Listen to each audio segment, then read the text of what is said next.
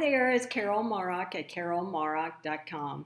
Welcome to Solo and Smart, my YouTube channel where I offer achievable tips when growing older alone. And today I am going to teach you a technique, and I invite you to practice a simple exercise that I learned in one of the courses that I took at the Institute for Future Thinking. And it's called Unsticking the Mind. And this exercise will help you to literally unstick the mind, or to help you kind of get unstuck in the present moment so that you can think more creatively and spot opportunities faster, and to even know your brain better. So the goal is to envision something that could happen in your life. For example, a person would imagine that what it would be like to get a new job or a new home, or maybe buy a new car, right? So over the past 7 years, I've researched and applied methodologies of future thinking for my own personal strategy to look for opportunities and to plan for the coming years. And the deep practical knowledge and insight has inspired my old way of reasoning. And I have really shifted out of problem solving and more into opportunities and looking for possibilities. So since the stay-at-home order back in last March, a year ago, I've earned several certificates from the Institute for the Future through their online courses in Palo Alto. And this stuff really is mind-blowing. And so here I go. I want to walk you through this very simple technique. And it's called Unsticking Your Mind. So I invite you to practice a simple exercise that I learned. And here I go. Where are you right now? Are you at home watching this video? Are you at work watching this video? Take a second and look around where you are right now. And I'm going to ask you to change this reality in your head, in your imagination. So here's what I want you to do. I want you to imagine that the first thing you did when you woke up this morning was pack a bag and go somewhere out of town. Now, where would you have gone if you had made that decision this morning? Think about that. Where would you have wanted to go? Where could you have gone? Where do you have the resources to go?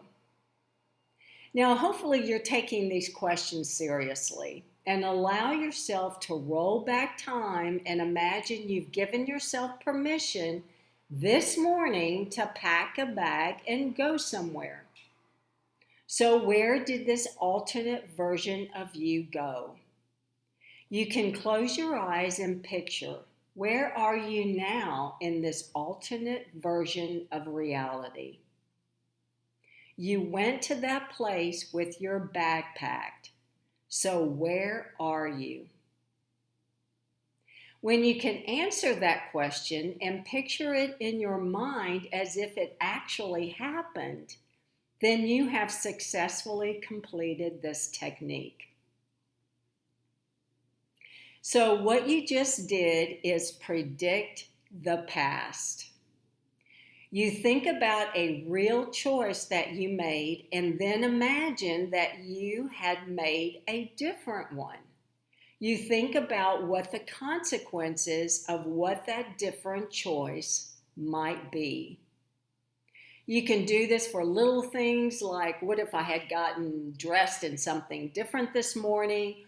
Or you could, or how would I feel right now if I had taken a walk in nature this morning? Or how would my body feel if I'd actually did those yoga poses, for example? So you can do it for big things like, what if I hadn't moved away from my hometown? What if I were still living where I grew up? Or what if I had taken or I had turned down that work opportunity that seemed really important at the time? So this technique is focused on the past, but it's incredibly useful for the future because it helps us see the present didn't have to be exactly the way it is. That is, that we made choices in the past that affected how the present turned out. And if the present could be different because of my choices we made yesterday or last week, then the future still can be different because of the choices that we will make. So this exercise, it's not just for futurists who use this technique. It's actually very popular in the treatment of depression. It turns out to be a really helpful intervention because one of the main symptoms of depression is believing that nothing you do matters, that you can't change your current circumstances. But when you practice thinking about how you could have made choices that would have changed your present, it helps you imagine how you could have made choices in the present that would change your future. Does that make sense? So this is predicting the past technique. Now you know how to use it. Try doing this several times a week and see how it affects decisions in the present moment.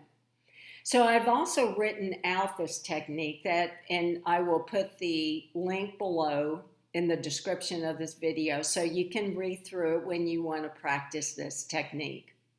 So whatever challenge or issue that you encounter, always consider several sides of things before committing to a decision. So these are some of the topics and some of the exercise that I plan to walk the group through in my Solo Aging Master group coaching sessions that start next week. I will also put a link to this group coaching in the description of this video, and I invite you to join us. It's strictly online. We're in a group and we talk about these types of procedures and techniques and other worksheets and timelines that will really help you think logically and creatively about your future. Well, thank you for joining me. Circle back in a day or two where I will have more achievable tips for you when living alone. And please subscribe to my YouTube channel and like this video if you learned something, and share it with a friend. Thanks a lot, and I will see you soon.